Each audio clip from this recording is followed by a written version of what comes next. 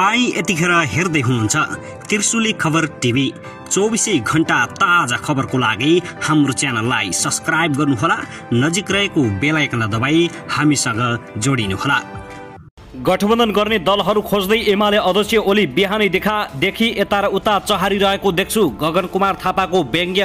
नेकपा एमालेमा पनि 80% क्रान्तिकारी छन्, प्रतिगमनकारी नेतृत्वको बन्दी बनेका छन्। माओवादी केन्द्रका प्रचण्ड भन्छन् नेकपा एमाले भित्रका क्रान्तिकारीलाई त्यहाँबाट मुक्त गर्नुपर्छ। अराजक अर्थमन्त्रीको दबावमा प्रधानमन्त्रीले एकपछि अर्को गलत निर्णय लिइरहेको ओलीको आरोप।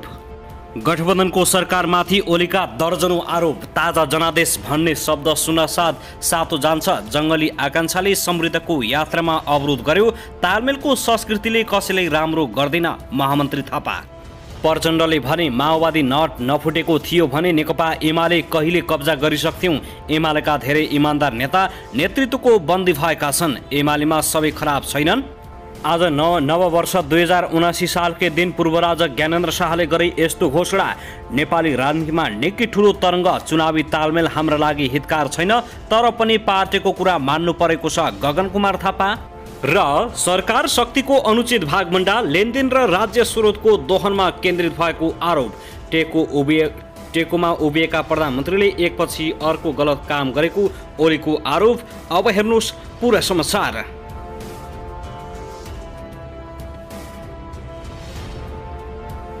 दर्शक महानुभाव नमस्कार, तपाईहरुलाई हार्दिक स्वागत छ हाम्रो च्यानल त्रिशुली खबर टिभीमा। यदि हाम्रो च्यानललाई अहिलेसम्म सब्स्क्राइब गर्नुभएको छैन भने सब्स्क्राइब गरी नजिक रहेको बेल आइकन दबाई हामीसँग जोडिनुहोला। दर्शक फेरि हामी तपाईहरुमाझ निकै महत्त्वपूर्ण खबरका साथ उपस्थित भइसकेका छौं। यो भिडियोलाई अन्तिमसम्म हेरी हामीले साथ दिनुहोला। दर्शकबिन हाम्रो मेहनतको लागि एउटा सानो लाइक गर्न भनी नभुल्नुहोला। कहाँदेखि हेर्दै हुनुहुन्छ, के भन्न चाहनुहुन्छ, तपाईको मनमा लागेको प्रतिक्रिया अवश्य पनि कमेन्ट गर्न नभुल्नुहोला।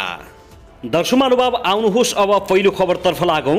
नेकपा माओवादी केन्द्रका अध्यक्ष पुष्पकमल दाहाल प्रचण्डले एमालेमा 80% नेताहरू इमान्दार कम्युनिस्ट रहेको तर नेतृत्वले बन्दी बनाएर राखेको आरोप लगाएका छन्। आफ्नै निवास खुमलटारमा आयोजित माओवादी ध्रुवीकरण र एकता कार्यक्रममा बोल्दै उनले एमालेमा त्यतिका धेरै इमान्दार नेताहरू भए पनि नेतृत्वले भरम छरेर राखेको दावी गरेका छन्। नेकपा एमाले भित्र पनि 80% भन्दा बढी इमान्दार कम्युनिस्ट नेता छन्। एमालेमा सबै खराब छन् भन्ने होइन। प्रचण्डले भने त्यहाँ क्रान्ति भइदिए हुन्थ्यो भन्ने चाहना राख्नेहरू छन्, तर नेतृत्व चाबी जस्तो हो। नेतृत्वले यति भ्रम दिएर राखेको छ, तिनीहरूलाई बन्दी बनाएर राखे जस्तो लाग्छ। अध्यक्ष प्रचण्डले त्यो भ्रमलाई चिराएर उक्त समूहको नेतृत्व आफूहरूले लिनुपर्ने बताएका छन्। उनले भने नेकपा एमाले भित्रका कम्युनिस्टहरू प्रतिक्रान्तिकारी, प्रतिगमनकारी प्रवृत्ति र नेतृत्वको बन्दी बन्न बाध्य भएको छ। उक्त नेतृत्वबाट मुक्त गरेर उनीहरूको नेतृत्व हामीले गरिदिनुपर्छ। पूर्व प्रधानमन्त्री समेत रहेका पुष्पकमल दाहाल प्रचण्डले माओवादी नफुटेको थियो भने नेकपा एमाले कब्जा गर्न सकिने बताएका छन्। प्रचण्डले एकता प्रस्ताव नेकपाको दोस्रो बैठकमा नेकपा एमालेको ठूलो जमातले आफूलाई नेता मानेपछि षड्यन्त्र सुरु भएको दावी गरेका छन्। बैठकमा 8-10 जना छाडेर एमालेका सबै नेता अबको नेता प्रचण्ड हो भन्नेमा पुगेपछि त्यसपछि ठूलो षड्यन्त्र सुरु भयो। तपाईँ नै हो नेता भन्न थाले मलाई, प्रचण्डले भने। अहिले एमालेका नेता भन्छन् केही समय छाडेको भए प्रचण्डले पार्टी खाइदिन्थ्यो नि।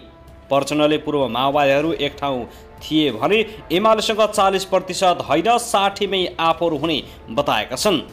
परार एमालेसँग एकता गर्दा हामी नफुटेका थियौँ भने 60-40 होइन, हामी 60 हुन्थ्यौँ। समाजवादतिर लान सजिलो हुन्थ्यो। एमालेका सबै नेता खराब नभएको उनको भनाइ छ। चाबी नेतृत्वको हातमा हुन्छ। त्यहाँ नेतृत्वले यति भ्रम दिएर राखेको छ कि इमान्दार व्यक्तिहरूलाई बन्दी बनाएको छ। तिनीहरूलाई हामीले साथ लिएर नेतृत्व गर्न जरुरी छ। जनयुद्धमा सबै एक ढिक्का भएर लडेको भन्दै उपलब्धिको रक्षाका लागि अब फेरि एक ठाउँमा भएर पुनः भिड्ने दिन आएको प्रचण्डले बताएका छन्। मोहन वैद्य बाबुराम विप्लवतिर लक्षित गर्दै प्रचण्डले भने पार्टी विभाजन हुनु सही थिएन। पार्टी फुटाएर प्रतिक्रियावादीलाई फाइदा पुर्याउने मात्र काम भयो। तपाईहरू फर्किनुहोस्, फेरि एक हुनुपर्छ। दर्शकबिन त्यसैगरी प्रमुख प्रतिपक्षी दल नेकपा एमालेका अध्यक्ष केपी शर्मा ओलीले गठबन्धन सरकारमाथि दर्जनौं आरोप लगाएका छन्। आज नयाँ वर्ष 2079 को अवसरमा शुभकामना सन्देश जारी गर्दै एमाले अध्यक्ष ओलीले गठबन्धन सरकारमाथि यस्तो आरोप लगाएका हुन्। दुई पटक संसद विघटन गरेपछि सत्ताच्युत भएका ओलीले वर्ष 2078 राजनीतिक दृष्टिले सुखद नरहेको आरोप समेत लगाएका छन्। संसद विघटनपछि सर्वोच्च अदालतले कांग्रेस सभापति शेरबहादुर देउवालाई प्रधानमन्त्री नियुक्ति गर्ने परामर्श दिएको थियो। लगतै असार 29 गते प्रधानमन्त्री देउवा प्रधानमन्त्रीमा नियुक्ति भएपछि ओली बालुवाटारबाट बालकोट पुगेका थिए। आफ्नै पार्टीका नेता माधव कुमार नेपाल एक भइसकेको पार्टी माओवादीको असहयोगका कारण एमाले सत्ताबाट बाहिरिएको थियो। यद्यपि ओलीले जङ्गली आकांक्षाका कारण समृद्धतर्फको यात्रामा अवरोध सिर्जना भएको आरोप लगाएका छन्। गत वर्ष राजनीतिक स्थिरताको दृष्टिकोणबाट सुखद रहेन। केही अवांछित शक्तिहरूका प्रतिगामी उद्देश्य र केही राजनीतिक व्यक्तिहरूको जङ्गली आकांक्षा कुण्ठा र ईर्ष्याका कारण केही वर्षदेखि सुरु भएको हाम्रो विकास र समृद्धितर्फको यात्रामा गम्भीर अवरोध उत्पन्न हुन पुग्यो। शुभकामना सन्देशमा ओलीले भनेका छन्, विसङ्गति व्यथिति र अस्थिरताका पुराना दूषित खेलको फेरि पुनर्वृत्ति भएको छ। बितेको वर्षबाट गठबन्धनका नाममा चरम स्वार्थी समूह राज्य शक्तिको दुरुपयोगमा सक्रिय भएको छ। अध्यक्ष ओलीले संसद निकममा भएको आरोप समेत लगाएका छन्।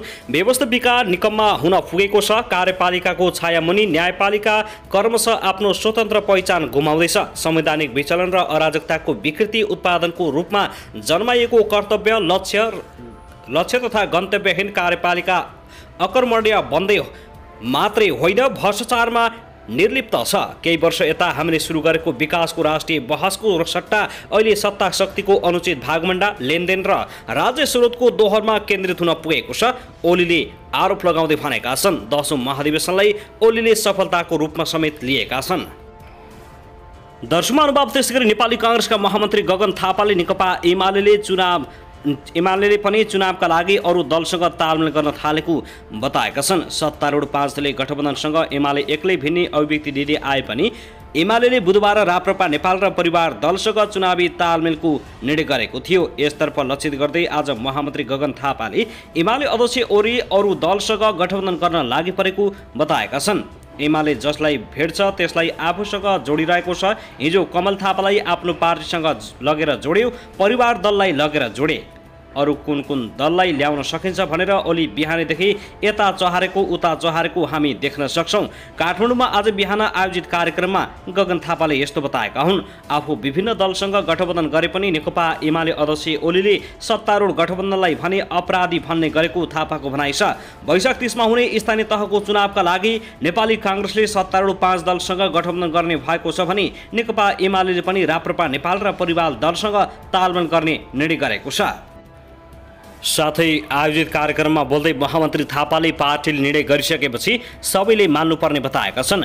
चुनावी तालमेल नेपालको राजनीतिक संस्कृतिका लागि हितकार छैन भन्ने मेरो मत हो। थापाले भने, मेरो मत मैले पार्टीमा राखे तर पार्टीका बहुमत साथीहरूले गठबन्धन जरुरी छ भनेपछि पार्टीको निर्णय मैले मानेको छु, मान्नु पनि पर्छ। चुनावी तालमेल गर्नका लागि माथिबाट दबाब नदिने बताएका छन्। स्थानीय तहले नै आवश्यक भएको ठाउँमा तालमेल गर्ने र आवश्यक नभएका ठाउँमा एक्लै रहन सक्ने उनको भनाइ छ। कुन स्थानीय तहमा कसरी तालमेल गर्ने वा नगर्ने भन्ने विषय पार्टीको सम्बन्धित तहको क्षेत्र अधिकार हुन्छ।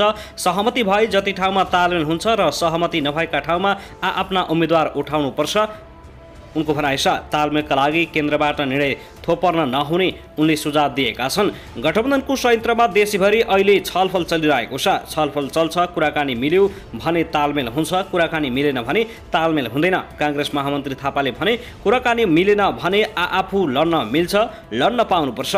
तल कुरा नमिले पनि केन्द्रबाट निर्णय थोपार्नु हुँदैन। सत्तारूढ गठबन्धनमा रहेका 5 दलले चुनावी तालमेल गर्ने निर्णय गरिसकेका छन्।